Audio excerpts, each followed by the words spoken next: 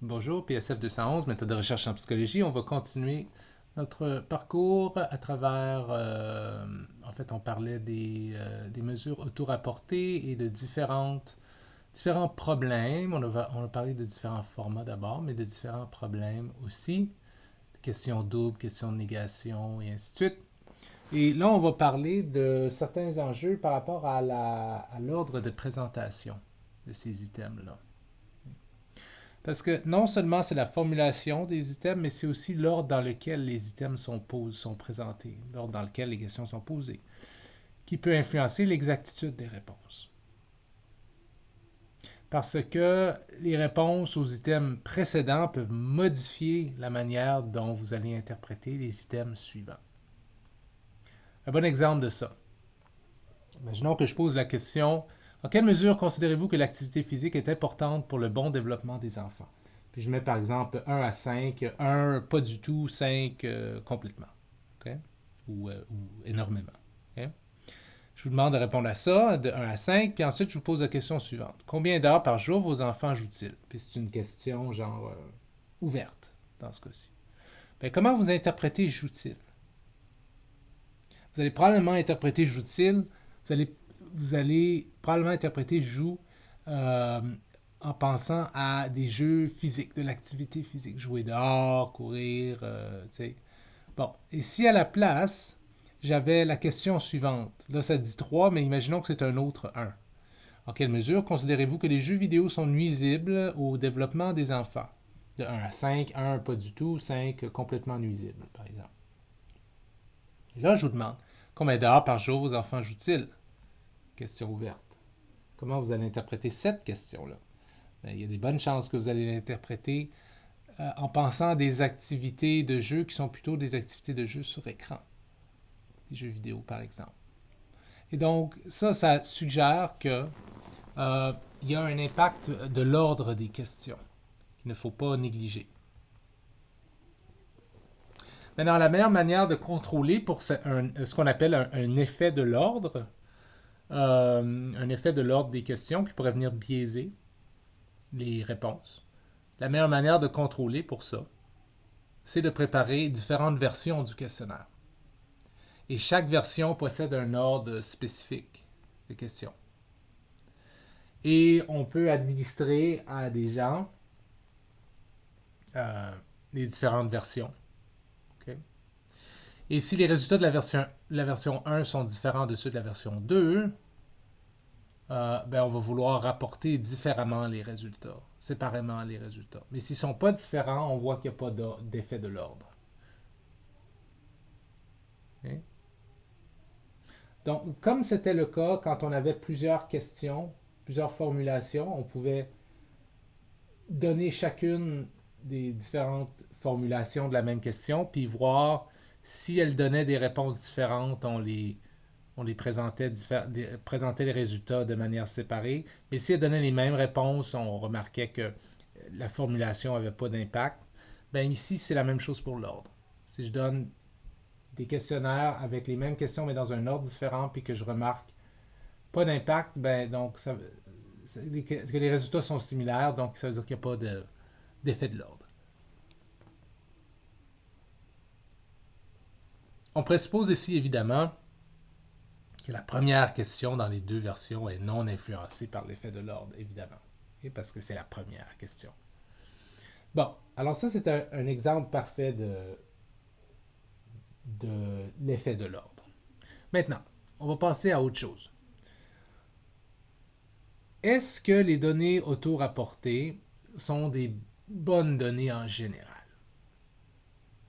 Certaines personnes peuvent dire non, d'autres personnes peuvent dire oui. La réponse est subtile.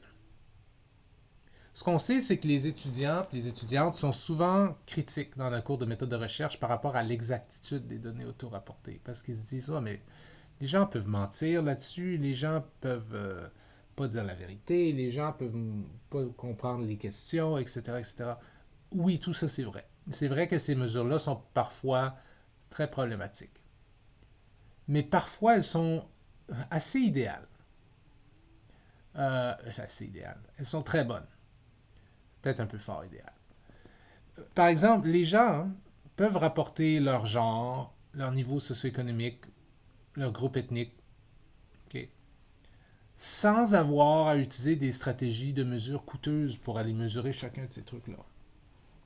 Donc, en termes de temps et d'argent, c'est très fort les mesures auto-rapportées. Le risque, évidemment, est que les gens peuvent mentir, et c'est pour ça qu'on veut un gros échantillon. Et on a des façons de savoir si les gens mentent aussi. Ils ne sont pas parfaites, mais il y a des stratégies. Okay? Les données auto-rapportées sont aussi parfaites pour des informations subjectives. Il y a des trucs que je ne peux juste pas mesurer. Le bonheur ou la satisfaction de vie. Il n'y a rien que je peux observer. Pour l'instant, peut-être qu'un jour, on va trouver que le bonheur ou la satisfaction de vie est relié à une certaine hormone ou quelque chose, mais ça m'étonnerait fort. Là, ces concepts-là, ces variables-là ne peuvent pas être mesurés d'une autre manière qu'auto-rapportés pour l'instant.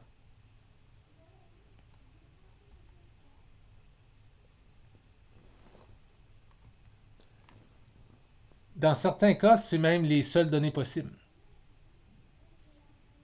T'sais? On pourrait peut-être dire que le bonheur ou le bien-être, au moins, on pourrait le mesurer physiologiquement peut-être en montrant que hmm, un taux diminué d'hormones de stress probablement relié au bonheur. Donc peut-être qu'on pourrait faire quelque chose de physiologique, mais il y a certains cas dans lesquels vraiment il n'y a aucune possibilité. Là, c'est juste de l'auto-rapporter. Comme par exemple, il y a beaucoup de recherches en sciences oniriques, je pense. Ça veut dire sciences des rêves. Il y a beaucoup de recherches qui se fait sur les rêves, les thèmes des rêves, et ainsi de suite. Pas du pelletage de nuages, mais on veut pas ce que les rêves signifient, et ainsi de suite, mais on veut vraiment savoir à quoi les gens rêvent, est-ce que c'est corrélé à certaines choses, et ainsi de suite. À quoi ça sert les rêves, quand est-ce que les gens rêvent, quand est-ce que les gens rêvent pas, quel est le lien entre le fait de rêver et le fait de pas rêver, puis la santé mentale, par exemple, ou... tu sais, donc il y a toutes sortes de recherches sérieuses sur les rêves. Mais les recherches sur les rêves peuvent utiliser des mesures physiologiques pour identifier quand quelqu'un rêve, avec des EEG, entre autres. Là. Mais ils ne peuvent rien faire pour savoir avec ces mesures-là à quoi la personne rêve. Les données auto-rapportées sont c'est la seule possibilité pour savoir à quoi vous avez rêvé. Donc, euh, dans ce cas-là, c'est nécessaire. Il y a certains traits qui sont très difficilement observables aussi. L'anxiété. Je veux dire, vous avez des façons d'être anxieux qui sont observables. Vous pouvez voir des gens se ronger les ongles, constamment être en train de se... euh, comment dire, de jouer avec leurs cheveux ou quelque chose comme ça. Mais il y a plein de gens qui sont profondément anxieux et qui ne le montrent pas du tout. Donc, les mesures d'observation ne peuvent rien faire pour ça. Donc, il est préférable dans ce cas-ci de demander à la personne de rapporter son état subjectif. Est-ce que la personne peut mentir? Oui. Mais est-ce qu'on a des stratégies contre ça? On en a. Alors, quels sont certains facteurs qui peuvent affecter l'exactitude d'une mesure? En d'autres mots, comment exacte cette mesure auto-rapportée-là est? Bon, ben, on a déjà parlé de la formulation et de l'ordre. Ça, c'est deux facteurs qui peuvent affecter l'exactitude. Lorsque les questions sont bien formulées d'une part et bien ordonnées, les gens peuvent répondre avec exactitude à plusieurs types de questions. Mais, dans certaines situations, ils ont moins de chances de répondre avec exactitude. Et c'est pas à cause qu'il manque d'honnêteté, mais c'est à cause de différents facteurs. Entre autres, ça peut être par un manque d'effort. Un manque d'effort requis pour analyser chaque question par elle-même. On va voir ça. Ça peut être aussi parce qu'ils veulent bien paraître socialement. Ce qui n'est pas la même chose que de dire qu'ils veulent biaiser le résultat et sont malhonnêtes. Ils veulent juste s'assurer qu'ils montrent le meilleur de qui ils sont. Ça peut être aussi parce qu'ils sont incapables de rapporter ces informations avec exactitude. On va voir que c'est le cas dans le cadre des souvenirs et des motivations. Il y a des problèmes à rapporter ces trucs-là. Donc, ce que je suis en train de dire, c'est que la formulation et l'ordre impactent l'exactitude des réponses, mais il y a aussi d'autres choses qui peuvent l'impacter, qui sont ces trois-là. Et on va prendre chacun des trois ici. Alors, pour parler le premier, comme vous vous souvenez, c'était par manque d'efforts requis afin d'analyser chaque question par elle-même. Alors, cette idée-là que des fois, il y a beaucoup de questions, puis il faut analyser, puis chaque question, tu sais, il faut vraiment bien la lire, puis l'analyser, puis c'est long, puis on est tanné. Puis ça fait en sorte que nos réponses deviennent de plus en plus biaisées.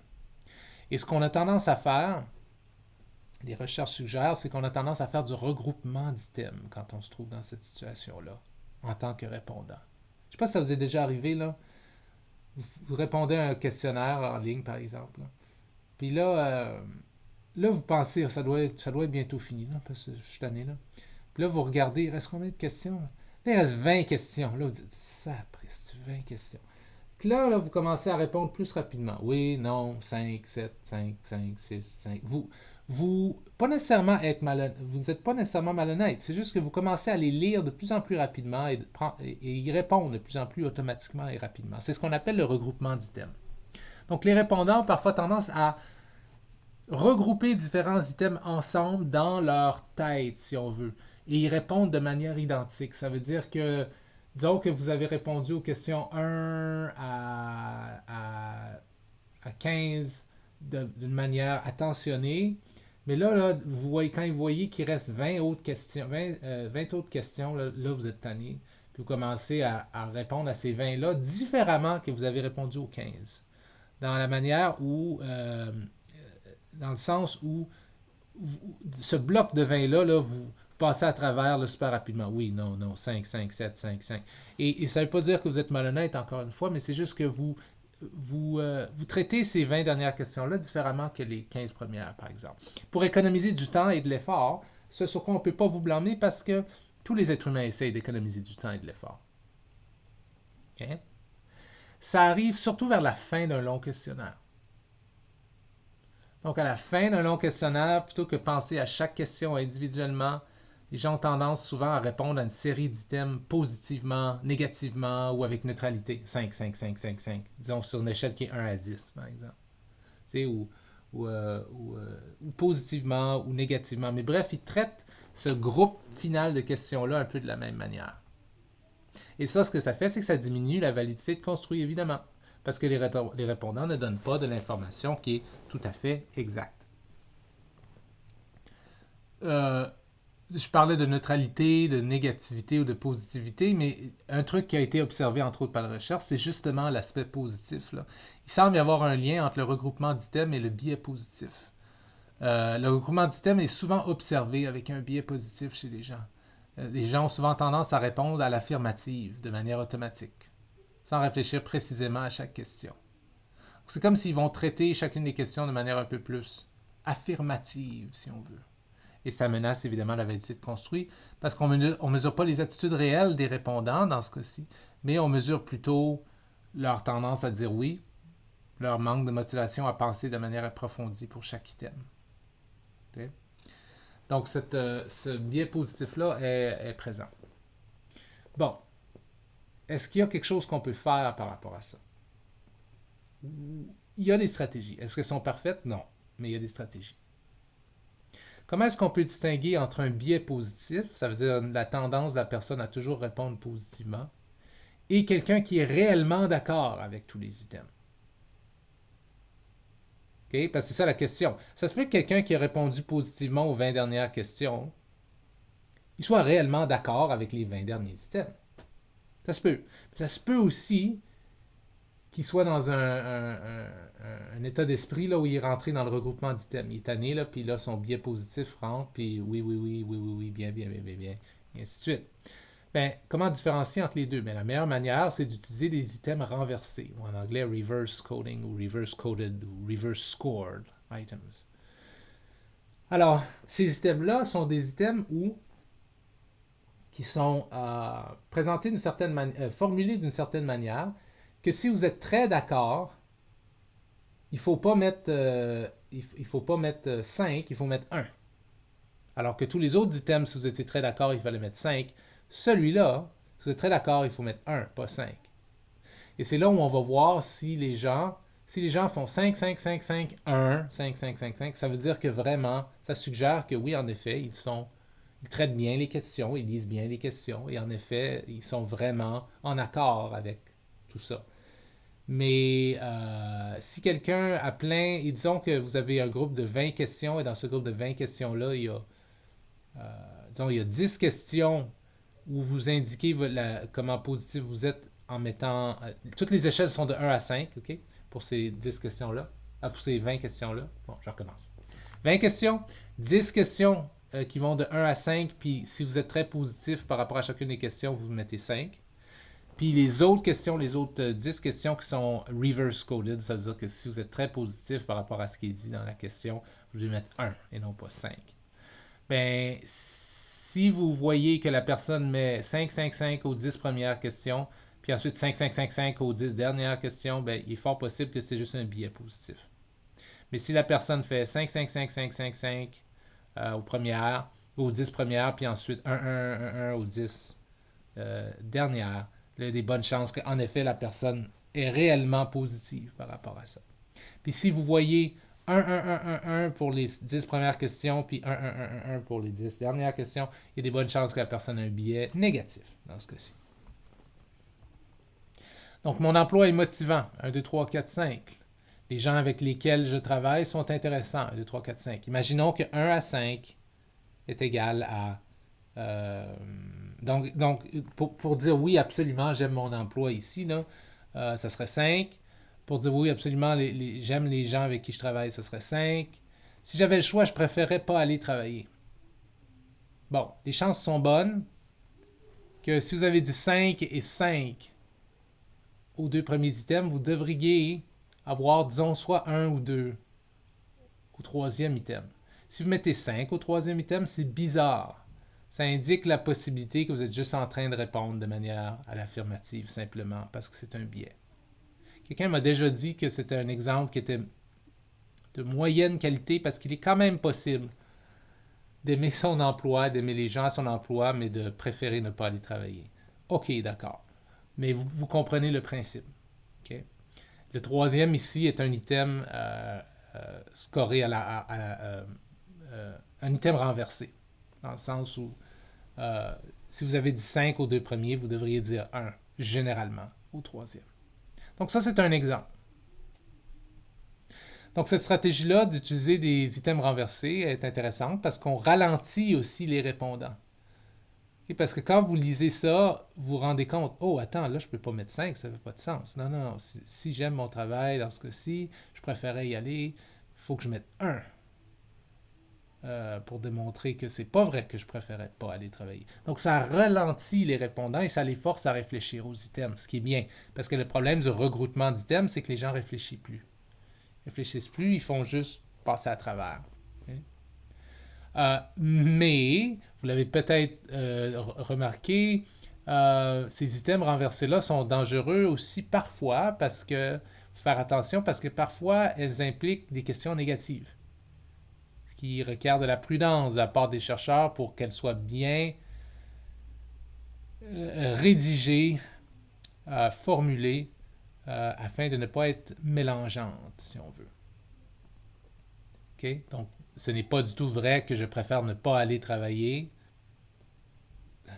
Dans ce cas-ci, j'ai l'impression que c'est pas si problématique que ça. On comprend assez, mais il pourrait y avoir des questions où est-ce que des contextes où certains items renversés sont problématiques parce qu'ils sont négatifs. Donc, c'est toujours un jeu où est-ce qu'il y a une stratégie, mais la stratégie a un certain coût. Donc, si la stratégie, c'est oui, on peut grandement diminuer les chances que les gens utilisent du regroupement d'items en utilisant des items renversés. Mais le prix à payer, c'est que certains de ces items renversés-là peuvent être problématiques au niveau de la formulation parce qu'ils impliquent de la négativité dans la question. Et donc, il faut faire attention de bien les formuler. Okay? Le regroupement d'items peut être aussi présent avec l'indécision. Les répondants vont souvent regrouper des items autour de l'indécision ou de la neutralité, ce qu'on appelle en anglais le fence sitting. Okay?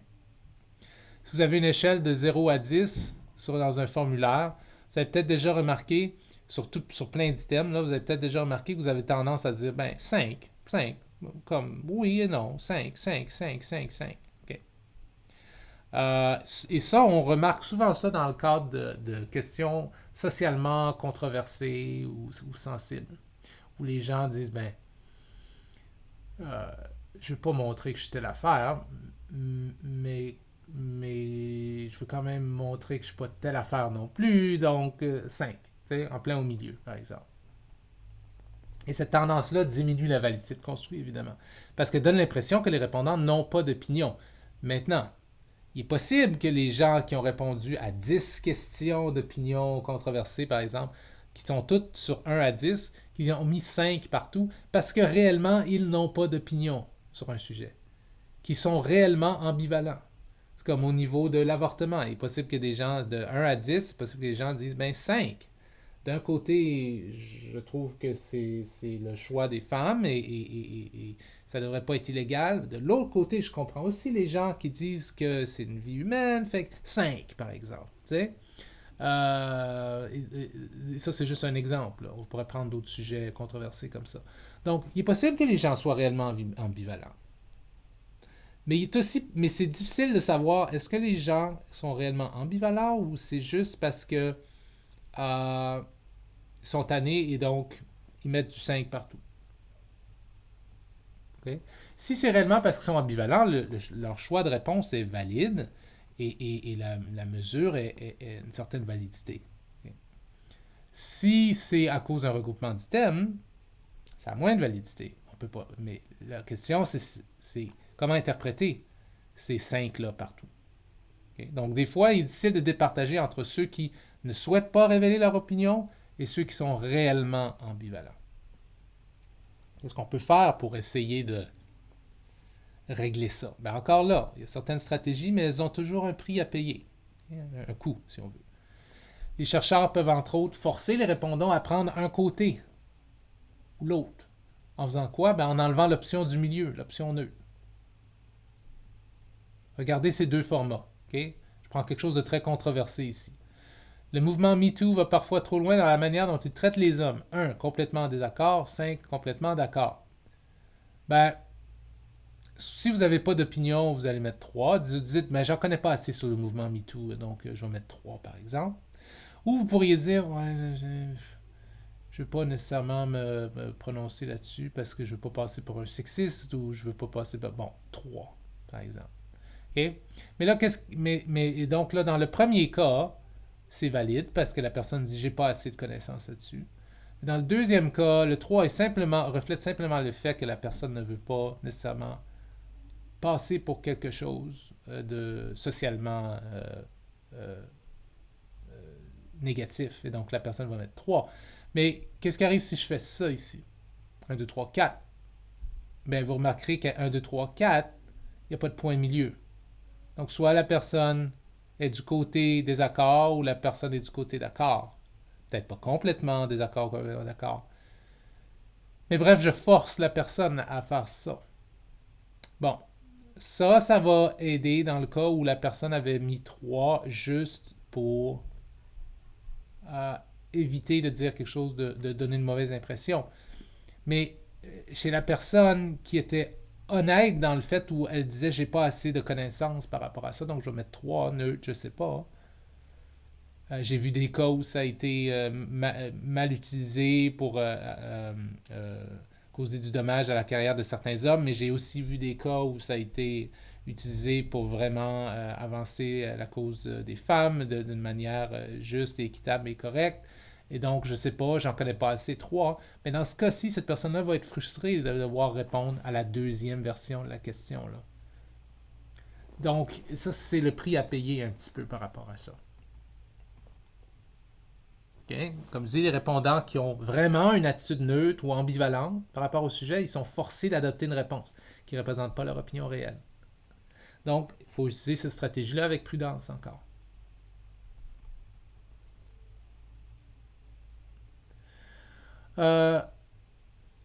Une autre solution, c'est qu'on peut aussi présenter des paires d'énoncés, par exemple. Alors, le mouvement MeToo, A, est un mouvement qui traite les hommes de manière juste, B, est un mouvement qui traite les hommes de manière injuste. Choisissez celui que vous voulez. D'accord. Mais encore une fois,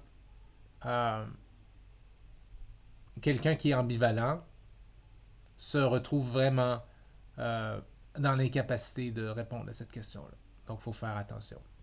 Donc, peut-être dans ce cas-ci, pour l'ambivalence, rajouter une question ouverte serait peut-être bien. OK? Alors, en disant, mais qu'est-ce que vous...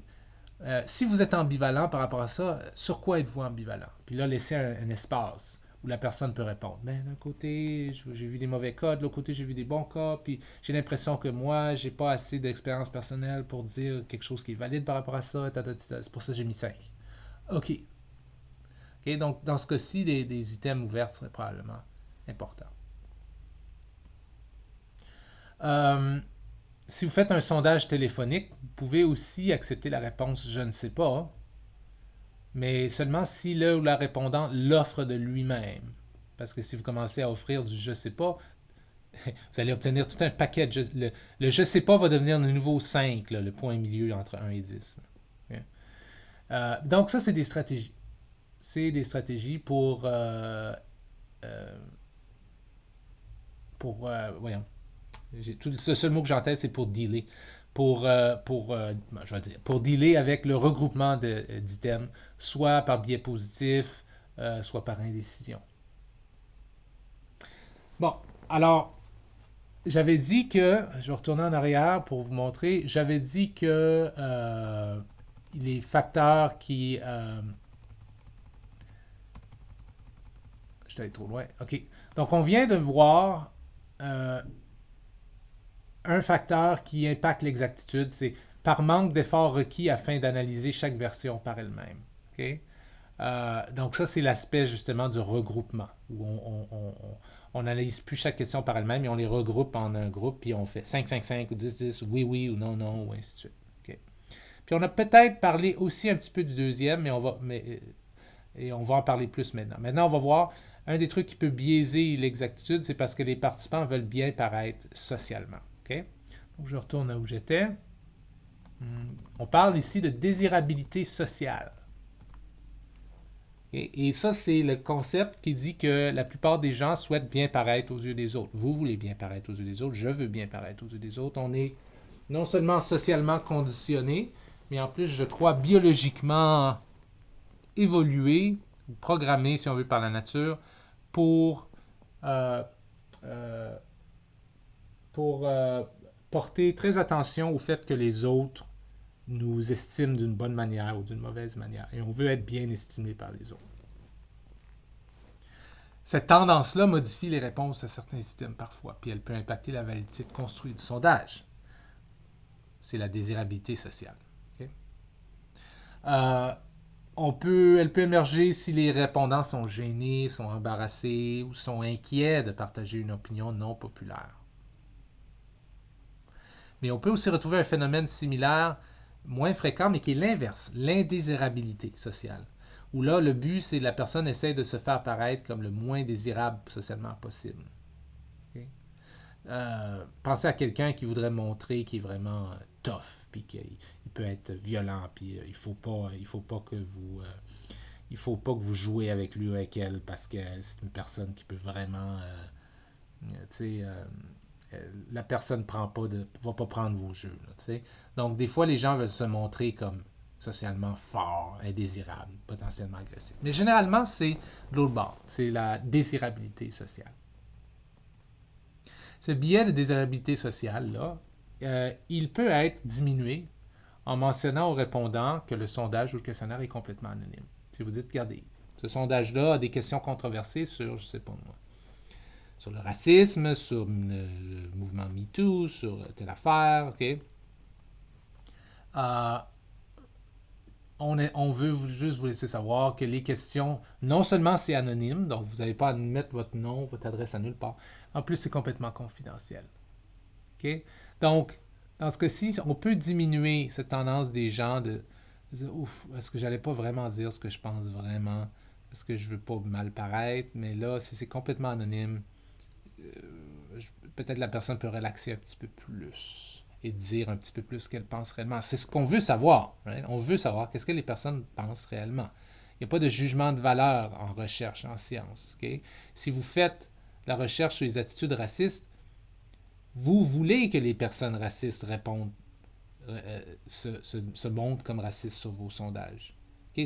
C'est ce que vous voulez. Ce n'est pas un jugement de valeur. Vous êtes là en tant que chercheur, en tant que scientifique. En tant qu'humain, vous pouvez avoir des jugements de valeur, mais en tant que chercheur, vous voulez mettre les répondants les plus confortables possible pour qu'ils disent la vérité. Même si cette vérité-là, en tant qu'humain, vous la jugez comme laide. OK? Il y a un problème toutefois avec ça. Hein, encore, il y a toujours un prix à payer. Ça peut se retourner contre vous. Parce qu'il y a des données qui suggèrent que les répondants, lorsqu'on leur dit que les sondages sont anonymes et personne ne va savoir rien, parfois, ces sondages-là sont perçus comme moins sérieux. Et si les sondages sont perçus comme moins sérieux, les participants ont tendance à y porter moins attention, et à moins se concentrer sur chaque item et font du regroupement d'items. Donc, vous voyez, il n'y a pas de solution parfaite. Okay? Une autre solution qu'on peut faire, c'est qu'on peut essayer d'identifier les... Disons que vous avez un échantillon de 100 personnes. Vous avez donné un sondage à 100 personnes. Vous pouvez essayer d'identifier les gens qui ont une tendance au biais de désirabilité sociale.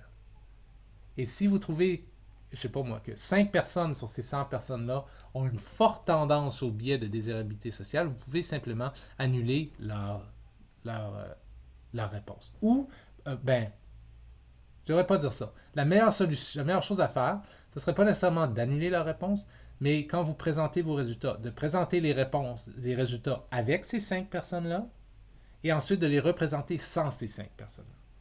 Et si les résultats sont les mêmes, il semble pas avoir de problème. Dans le sens où ces 5 personnes-là pourraient avoir un fort niveau de désirabilité sociale, mais quand même avoir répondu de manière honnête au sondage, par exemple. Donc, comment on peut mesurer ça, le biais de désirabilité sociale? On peut avoir des items, des questions, qui mesurent spécifiquement ça.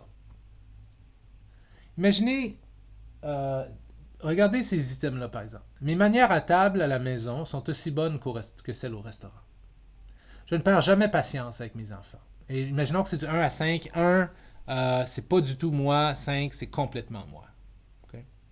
Mais si vous mettez une couple d'items comme ça, et vous voyez que 95% de votre échantillon, 95 personnes de votre 100 personnes, ils ont tendance à répondre à ces deux questions-là avec un 3 ou un 2, par exemple. Donc, ils disent non, mes manières à table à la maison sont vraiment moins bonnes que celles au restaurant. Là. Ou bien 1 ou 2 pour la deuxième question. Donc, ce qui veut dire non, ça arrive vraiment que je perds patience avec mes enfants. Mais imaginons que vous avez 5 personnes, le restant des personnes, 5 personnes de ces 100 personnes, qui, eux, à ces deux questions-là, ont mis 5. Oui, absolument, mes manières à table sont parfaites, même à la maison. Et absolument, je ne perds jamais patience avec mes enfants.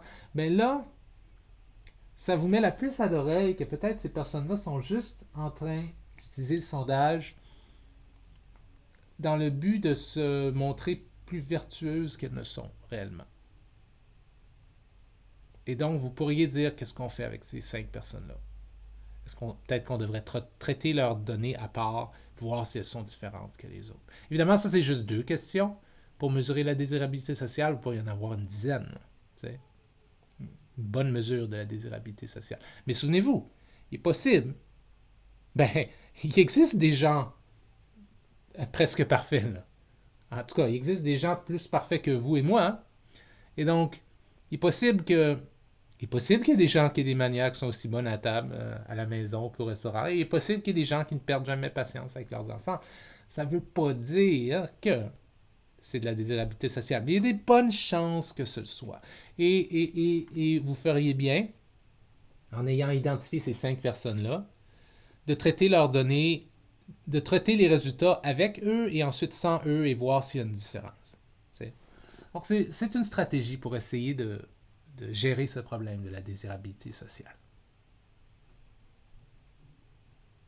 Et ça ici, dans le fond, c'est ce que j'ai dit. Si les répondants sont d'accord avec plusieurs de ces items, les chercheurs pourraient ne pas utiliser la réponse dans l'analyse finale. Pourraient ne pas utiliser. Okay? Parce qu'il y a des chances qu'ils exagèrent ou ne portent pas attention aux items en général.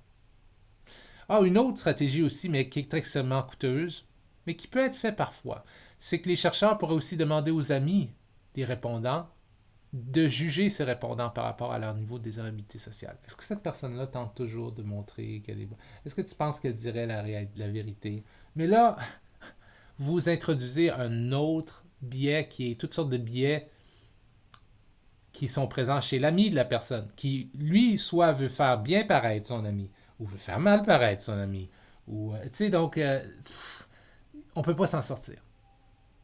Okay? Mais on sait qu'il y a certaines choses pour lesquelles nos amis sont des meilleurs juges de nous-mêmes que nous. Donc, parfois, on peut demander. En fait, savez-vous quoi? Ça dépend de la recherche. Il y a de la recherche, comme par exemple sur la personnalité des gens, que là, ça devient vraiment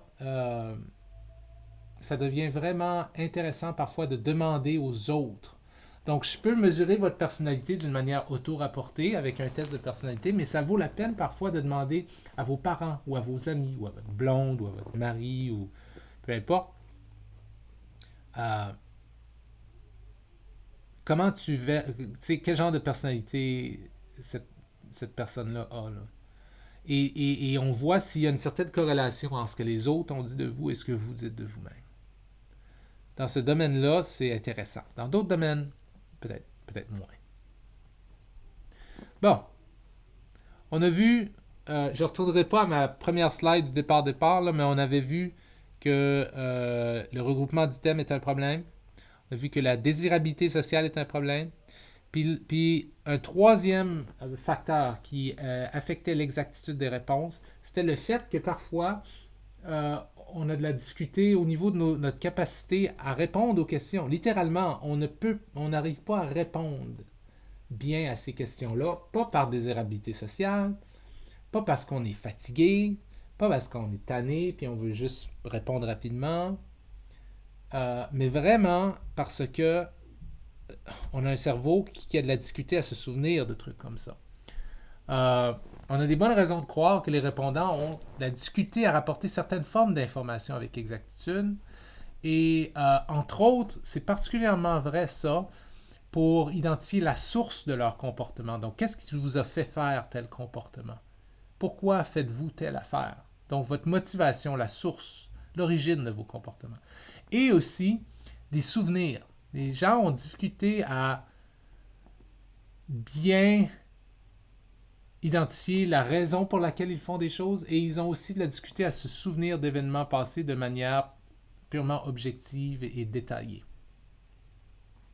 Nisbet et Wilson, en 1977, mon année de naissance, ont conduit une série d'études intéressantes sur ce phénomène-là, qui ont conclu que les gens donnent des fausses raisons pour leur comportement, même s'ils sont complètement honnêtes. Donc, je pense que, si je me souviens bien, cette étude-là, c'était, les chercheurs avaient une genre de table, je pense que c'était dans un centre commercial ou dans la rue ou quelque chose comme ça. Puis il y avait une table, et je pense que c'était des t-shirts ou peut-être des foulards ou quelque chose comme ça. Et il y avait 5 foulards différents, en fait, qui étaient exactement les mêmes. Okay? Même couleur, même textile, tout. C'est le même foulard à 5 reprises, qui était mis sur une longue table, qui allait de gauche à droite. Donc, le premier était complètement à gauche, et le 5e était complètement à droite, puis les 4 autres, et les 3 autres étaient entre ces deux-là. Et les gens passaient, et les femmes, surtout en fait, je pense, dans cette étude-là, passaient de gauche à droite et regardaient les foulards. Okay? Et ensuite, on leur demandait lesquels vous préférez, et ainsi de suite. Et ce qui s'est avéré être le cas, c'est que une majorité des participants rapportaient préférer le dernier foulard. Ce qui est bizarre parce que ce sont toutes les mêmes. Le dernier foulard qu'ils ont vu, donc le 5, celui qui est complètement à la droite. T'sais. Et c'est pas parce qu'ils voyaient les autres préférer le dernier foulard non plus. Ce n'était pas un effet social. Quand on leur demandait pourquoi vous le préférez, les gens disaient ah, je trouve que le tissu est plus doux, aussi la couleur est un peu plus brillante, et ainsi de suite, et je préfère vraiment celui-là. Ok. Euh, et pourtant, ce qu'on sait, c'est que les 5 sont exactement les mêmes. Exactement les mêmes. Ok. Et je crois même que quand on leur disait sont exactement les mêmes, les gens disaient non, non, non, je sais, ah d'accord, oui, vous m'avez bien eu, mais quand même, il y a quelque chose à propos de ce cinquième-là, moi je pense qu'il est quand même un peu différent. Et ainsi de suite. Donc les gens se racontaient des histoires pour leur choix du cinquième foulard. Et probablement la meilleure raison pour laquelle ils le préféraient, c'était ce qu'on appelle l'effet de récence. Ce qui veut dire qu'ils ont vu 5 mémoires, pardon, 5 foulards, et celui qui est le plus proche d'eux en termes de temps dans leur mémoire, c'est le cinquième. Et c'est pour ça qu'ils le préfèrent, c'est tout. Okay? Et donc, ça, c'était une bonne explication, une bonne démonstration, et ça a été redémontré plusieurs fois là, depuis, que les gens sont parfois, je veux dire parfois, parce que des fois, je pense qu'on peut vraiment dire pourquoi on a fait quelque chose, pourquoi on préfère quelque chose. Mais très souvent, on se raconte des histoires après le fait. Okay? Et c'est pour ça que les données auto-rapportées à ce niveau-là sont problématiques. Si vous demandez aux gens d'expliquer leur comportement eux-mêmes, c'est problématique. Il faut essayer de poser plusieurs questions, reposer la même question de différentes manières pour voir si c'est toujours la même réponse qui arrive. Peut-être obtenir des informations d'autres personnes qui vous connaissent aussi pour voir si c'est la même chose qui arrive. Et là, on peut être plus satisfait de nos réponses. C'est vrai aussi pour les mémoires, le souvenir des événements passés. Une bonne étude pour ça est PESDEC en 2003. Okay. PESDEC s'est intéressé aux mémoires flash. L'idée du mémoire flash, c'est des mémoires, je ne sais pas si vous avez certaines mémoires flash, vous, mais tu sais, des fois, il arrive quelque chose de très inhabituel, souvent négatif en fait. Pour ma génération, ça serait par exemple l'événement du World Trade Center le 11 septembre. Où est-ce qu'on se souvient, pour mes parents, ça peut être plein d'affaires. Ça peut être, entre autres, le président Kennedy qui est assassiné, et ainsi de suite. Bon, là, c'est toutes des affaires aux États-Unis, là, mais ça peut être plein de choses dépendant de vous. Là. Mais l'idée d'une mémoire flash, c'est qu'on a l'impression qu'on se souvient exactement de ce moment-là où on a appris telle affaire. On se souvient d'où on était, de ce qu'on portait, de qu'est-ce qu'on a pensé, avec qui on était, de où on était dans la salle, de quelle position on avait. C'est très très clair quand on y repense, on le voit vraiment. Très bien. Et pendant longtemps, on a pensé que ces mémoires-là étaient très exactes.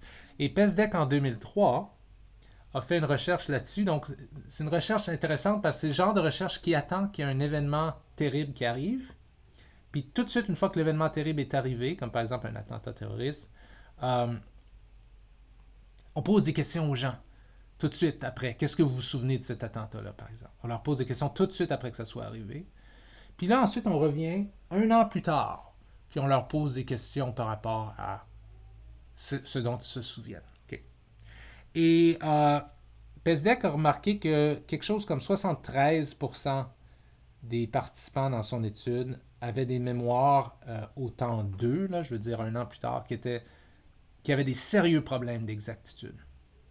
Okay? Donc, même des mémoires que les gens pensaient qui étaient très claires avaient des sérieux problèmes d'exactitude. Il y avait des choses qui avaient été distordues en mémoire. Okay? Le problème, en plus de ça, c'est que quand ils... le problème, c'est qu'il y avait des gens qui au temps 2, okay, 1 an après l'événement, qui, quand on leur demandait comment confiant êtes-vous de vos mémoires, il y a certaines personnes qui disaient j'en suis pas du tout confiant, peut-être que je me trompe par rapport à tout ça. Puis il y a certaines personnes qui disaient je suis complètement confiant, je m'en souviens tellement, là, c'est tellement clair dans ma tête. Okay? Le problème, c'est que le montant d'inexactitude qui était fort était similaire. Peu importe que la personne dise à être complètement confiant de sa mémoire ou pas du tout confiant. En d'autres mots, que vous soyez confiant de votre mémoire, que votre mémoire vous semble claire, c'est crystal clear, vous pouvez la voir dans votre tête, vous pouvez voir où vous étiez, qu'est-ce que vous faisiez, ainsi de suite, ou que vous ne soyez pas du tout confiant, vous avez des chances égales d'être complètement euh, euh, que votre mémoire soit complètement distorsionnée. En d'autres mots, ce que je suis en train de dire, c'est que l'impression que vous avez qu'une mémoire est claire n'a pas du tout rapport à l'exactitude de cette mémoire-là. C'est deux choses complètement différentes. Et donc, ce qui fait que les gens, dans des mesures auto-rapportées, peuvent être très confiants de leur mémoire, mais ça ne veut pas dire que les données sont exactes. Okay? Donc, ici, on a deux cas, la motivation et l'origine de nos comportements, et les mémoires, dans lesquelles on observe des difficultés à rapporter littéralement l'information, pas pour des raisons de malhonnêteté. On se laisse là-dessus. Salut.